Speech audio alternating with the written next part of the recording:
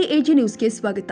ತುಮಕೂರು ಜಿಲ್ಲೆಯ ತಿಪಟೂರು ತಾಲೂಕಿನಲ್ಲಿ ನಮ್ಮೂರು ನಮ್ಮ ಕೆರೆ ಎಂಬ ಕಾರ್ಯಕ್ರಮ ನೆರವೇರಿತು. ಶ್ರೀ ಕ್ಷೇತ್ರ ಧರ್ಮಸ್ಥಳ ಗ್ರಾಮಾಭಿವೃದ್ಧಿ ಯೋಜನೆ ಹಾಗೂ ಮತ್ತಿಘಟ್ಟ ಗ್ರಾಮ ಪಂಚಾಯಿತಿ ಹಾಗೂ ಬೆಳಗೆಹಳ್ಳಿ ಕೆರೆ ಅಭಿವೃದ್ಧಿ ಸಮಿತಿ ಇವರ ಸಹಭಾಗಿತ್ವದಲ್ಲಿ ನಮ್ಮೂರು ನಮ್ಮ ಕೆರೆ ಕಾರ್ಯಕ್ರಮದ ಹೂಳು ತೆಗೆಯುವ ಗುದ್ದಲಿ ಪೂಜೆಯ ಕಾರ್ಯಕ್ರಮ ನೆರವೇರಿತು.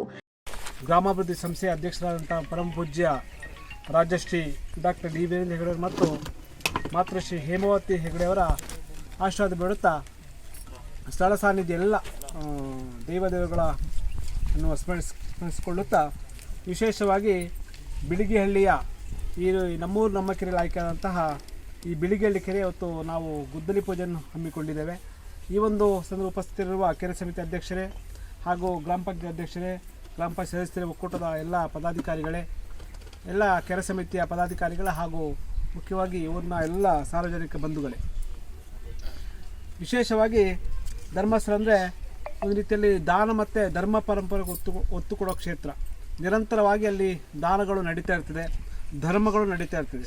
ಈ ನಿಟ್ಟಿನಲ್ಲಿ ಪರಮಪೂಜ್ಯ ಧರ್ಮಾಧಿಕಾರಿಗಳು 88ನೇ ಇಸ್ವಿಯಲ್ಲಿ ಶ್ರೀ ಕ್ಷೇತ್ರ ಧರ್ಮಸ್ಥಳ ಗ್ರಾಮೀಣಾಭಿವೃದ್ಧಿ ಸಂಸ್ಥೆಯನ್ನು ಪ್ರಾರಂಭ ಮಾಡಿದರು.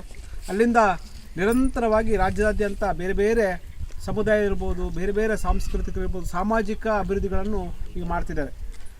ಸಹಾಯ ಸಂಘ ರಚನೆ ಮೂಲಕ ಇವತ್ತು ಆರ್ಥಿಕ ಸಬಲೀಕರಣ ಇರ್ಬೋದು, ಜನರಲ್ಲಿ ಆರ್ಥಿಕ ಜಾಗೃತಿ ಮೂಡಿಸುವಂಥ ಕೆಲಸ ಇವತ್ತು ನಡೀತಾ ಇದೆ. ಮಧ್ಯವರ್ತಿ ಶಿಬಿರ ಮೂಲಕ ಇವತ್ತು ಜನಜಾಗೃತಿ, ಯಾಕಂದರೆ ಇವತ್ತು ದುಶ್ಚಟ ಮುಕ್ತ ಸಮಾಜ ನಿರ್ಮಾಣಕ್ಕೆ ಒಂದಷ್ಟು ಕಾರ್ಯಕ್ರಮ ಹಮ್ಮಿಕೊಳ್ಳೋ ಮೂಲಕ ಒಂದು ರೀತಿಯಲ್ಲಿ ಜನರಲ್ಲಿ ಆ ಜಾಗೃತಿ ಬರಬೇಕು, ಅವರಲ್ಲಿ ಆರ್ಥಿಕ ಸಬಲೀಕರಣ ಆಗಬೇಕು, ಅವರಲ್ಲಿ ಏನಂದರೆ ಒಂದು ರೀತಿಯಲ್ಲಿ ಸಾಮಾಜಿಕ ಬದಲಾವಣೆ ಆಗಬೇಕು ಅಂತ ಹೇಳಿ ಇವತ್ತು ಧರ್ಮಸ್ಥಳದ ಧರ್ಮಾಧಿಕಾರಿ ಏನು ಆಶೆ ಉಂಟಾಗಂದರೆ ನಮ್ಮ ರಾಜ್ಯದ ಅನೇಕ ಕೆರೆಗಳು ಇವತ್ತು ಹೂಳು ತುಂಬಿ ನೀರನ್ನು ಶೇಖರಿಸುವಂಥ ಕೆಲಸ ಆಗ್ತಾಯಿಲ್ಲ. ಈ ನಿಟ್ಟಿನಲ್ಲಿ ಕಳೆದ ಸುಮಾರು ವರ್ಷಗಳಿಂದ ಈ ಕೆರೆಗಳನ್ನು ಹೂಳೆತ್ತುವ ಮೂಲಕ ಇವತ್ತು ಜನರಿಗೆ ಅದು ಉಪಯೋಗ ಆಗಬೇಕು, ಅಲ್ಲಿ ಒಂದಷ್ಟು ನೀರು ಸಂಗ್ರಹ ಆಗಬೇಕು, ಮಳೆ ನೀರು ಇರ್ಬೋದು ಅಥವಾ ಬೇರೆ ಬೇರೆ ರೀತಿಯಲ್ಲಿ ಮೂಲಗಳ ಸಂಗ್ರಹಗಳಾಗಬೇಕು ಅಂತ ಹೇಳಿ ಧರ್ಮಾಧಿಕಾರಿಗಳು ಇವತ್ತು 801 ಕೆರೆಯನ್ನು ಹೂಳೆತ್ತಿಸಿ ಇವತ್ತು 802ನೇ ಕೆರೆ ನಿಮ್ಮದು ಇವತ್ತು ಆಯ್ಕೆಯಾಗಿದೆ. ಹೆಚ್ಚಾಂಶ ಸುಮಾರು 12 ಲಕ್ಷ ರೂಪಾಯಿ ಇವತ್ತು ಈ ಸಂಸ್ಥೆ ಮೂಲಕ ನಾವು ಖರ್ಚು ಮಾಡ್ತೇವೆ.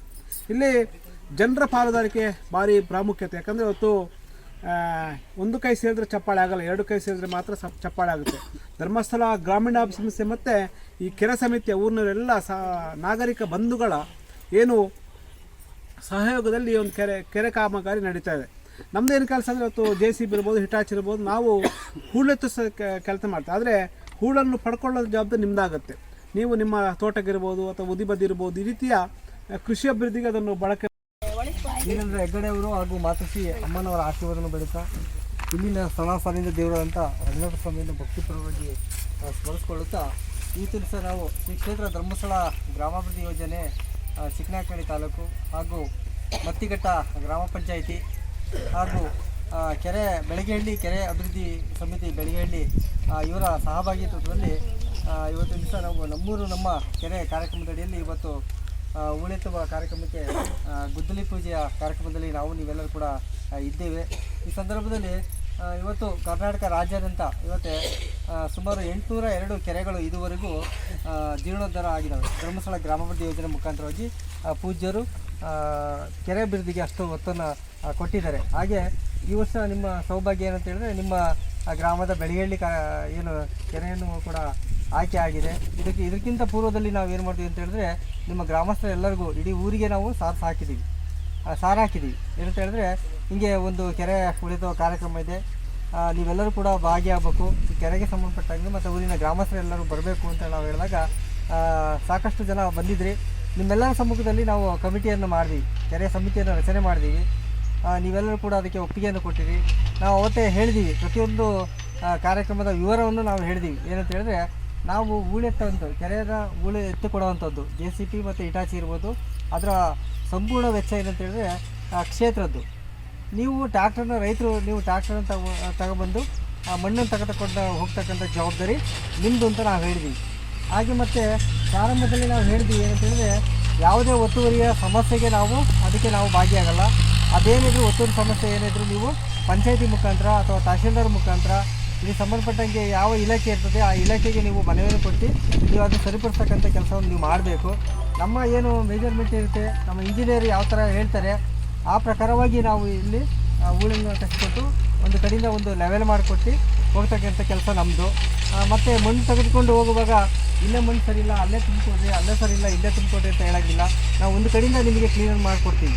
ಒಂದು ಕಡೆಯಿಂದ ಏನು ಇಂಜಿನಿಯರ್ ಯಾವ ಥರ ಸೂಚನೆ ಕೊಡ್ತಾರೆ, ಇಲ್ಲಿಗೆ ಹೂಳು ತೆಗೆಯೋ ಉದ್ದೇಶ ಏನಂತ ಹೇಳಿದ್ರೆ ಇವತ್ತು ನೀರು ಸ್ಟೋರೇಜ್ ಆಗಲಿಕ್ಕೆ, ನೀರು ಸಂಗ್ರಹಣೆ ಆಗಲಿಕ್ಕೆ ಹೂಳು ತೆಗೆಯೋಂಥದ್ದು. ಹಾಗಾಗಿ ಇದಕ್ಕೆಲ್ಲರೂ ಕೂಡ ಕೈ ಜೋಡಿಸ್ಬೇಕು. ನೀವು ಗ್ರಾಮಸ್ಥರು ಎಲ್ಲರ ಸಹಕಾರವನ್ನು ನಾನು ಈ ಸಂದರ್ಭದಲ್ಲಿ ಕೇಳ್ತಾ ಇದ್ದೀನಿ. ಮತ್ತು ಬೇರೆ ಏನೇ ತಕರಾರುಗಳು ಅಥವಾ ಇಲ್ಲಿ ಯಾವುದೇ ವೈಯಕ್ತಿಕ ರಾಜಕೀಯ ಇರ್ಬೋದು ಅಥವಾ ಯಾವುದೂ ಇಲ್ಲ ಇಲ್ಲಿ. ಯಾಕೆಂತೇಳಿದ್ರೆ ಇದು ಕ್ಷೇತ್ರದ ಕಾರ್ಯಕ್ರಮ. ಅದು ಮತ್ತೆ ಕೇಳಂತ್ರಿ, ಇದು ಕ್ಷೇತ್ರದ ಕಾರ್ಯಕ್ರಮ. ಹಾಗಾಗಿ ಗ್ರಾಮಸ್ಥರು ಎಲ್ಲರೂ ಕೂಡ ಈ ಕಾರ್ಯಕ್ರಮಕ್ಕೆ ನೀವು ಸಹಕಾರ ಮಾಡಬೇಕು. ಈಗಾಗಲೇ ನೀವೆಲ್ಲ ಗೊತ್ತಿರ್ಬೋದು, ಈಗ ರಾಜ್ಯಾದ್ಯಂತ ಎಷ್ಟು ಕೆರೆಗಳನ್ನು ಅಭಿವೃದ್ಧಿಪಡಿಸಿದ್ದಾರೆ ಅಂತ ಹೇಳಿ. ಹಾಗೆ ನಿಮ್ಮ ಬೆಳಗಳ್ಳಿ ಕೆರೆಯೂ ಕೂಡ ಉತ್ತಮವಾಗಿ ಮುಂದಿನ ದಿನಗಳಲ್ಲಿ ಪೈಪ್ಲೈನ್ ಬೇರೆ ಆಗಿದೆ. ಹಾಗಾಗಿ ಹೂಳು ತೆಗೆಯೋದ್ರಿಂದ ನೀರು ಅತಿ ಹೆಚ್ಚು ಸಂಗ್ರಹಣ ಆಗಿ ಸುತ್ತಮುತ್ತಲಿರ್ತಕ್ಕಂಥ ಬೋರ್ವೆಲ್ಗಳು. ಈ ಕಾರ್ಯಕ್ರಮದಲ್ಲಿ ಮತ್ತಿಘಟ್ಟ ಗ್ರಾಮ ಪಂಚಾಯಿತಿ ಅಧ್ಯಕ್ಷರು ಆದ ಶ್ರೀಮತಿ ನಗಿನಾ ರವರು, ಬೆಳಗೆಹಳ್ಳಿ ಕೆರೆ ಅಭಿವೃದ್ಧಿ ಸಮಿತಿ ಅಧ್ಯಕ್ಷರು ಆದ ಶ್ರೀಯುತ ಶಿವಶಂಕರ ಸ್ವಾಮಿ ಅವರು, ಉಪಾಧ್ಯಕ್ಷರು ಆದ ಶಿವಣ್ಣನವರು, ಗ್ರಾಮಾಭಿವೃದ್ಧಿ ಯೋಜನೆಯ ಯೋಜನಾಧಿಕಾರಿಗಳು ಆದ ಶ್ರೀಯುತ ಪ್ರೇಮಾನಂದ ಯಲ್ಬಿರವರು, ಕೃಷಿ ಮೇಲ್ವಿಚಾರಕರು ಆದ ಯೋಗೇಶ, ಸೇವಾ ಪ್ರತಿನಿಧಿ ಕವಿತಾ ಒಕ್ಕೂಟದ ಉಪಾಧ್ಯಕ್ಷರು ಆದ ಅನಿತಾ, ಹಾಲು ಉತ್ಪಾದಕರ ಸಹಕಾರ ಸಂಘದ ಕಾರ್ಯದರ್ಶಿ ಮಹೇಶ್, ಬೆಳಗೆಹಳ್ಳಿ ಗ್ರಾಮದ ಮುಖಂಡರು ಸೇರಿ ಮತ್ತಿತರರು ಹಾಜರಿದ್ದರು. ಬಾಬುಖಾನ್, ತುಮಕೂರು, ಎಜಿ ನ್ಯೂಸ್. ಕನ್ನಡಿಗರ ಮೆಚ್ಚಿನ ನಿಮ್ಮ ಎಜೆ 24/7 ನ್ಯೂಸ್ ಕನ್ನಡ ವಾಹಿನಿ ಇದೀಗ ಟಿವಿಯಲ್ಲಿ ಲಭ್ಯ. ವೇಳೆ ನೋಟಿಸ್ ಕೊಟ್ಟಿದ್ರೆ ವಾಪಸ್ ತಗೋತೀವಿ. ಇವತ್ತು ವಕ್ಫ್ ಪ್ರಾಪರ್ಟಿ ಅಂತೇಳಿ ಬರ್ತದೆ ಅಂತ ಹೇಳಿದ್ರೆ ರೈತರು ಬೀದಿಗೆ ಬದಲು ಏನ್ ಮಾಡ್ಬೇಕಾಗತ್ತೆ? ಯಾರು ವೋಟ್ ಹಾಕಲಿಲ್ಲ ಅಂದ್ರೆ ಗ್ಯಾರಂಟಿನೆಲ್ಲ ಸ್ಟಾಪ್ ಮಾಡ್ಬಿಡ್ತೀವಿ.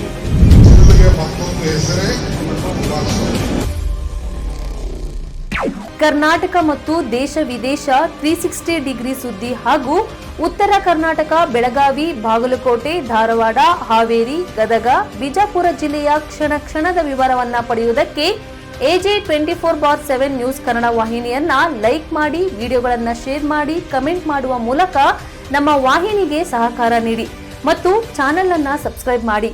ಧನ್ಯವಾದಗಳು.